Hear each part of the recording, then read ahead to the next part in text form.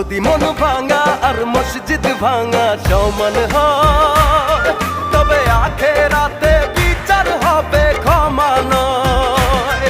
যদি মন ভাঙা আর মসজিদ ভাঙা সমান হয়, তবে আখেরাতে বিচার হবে ক্ষমা নয়।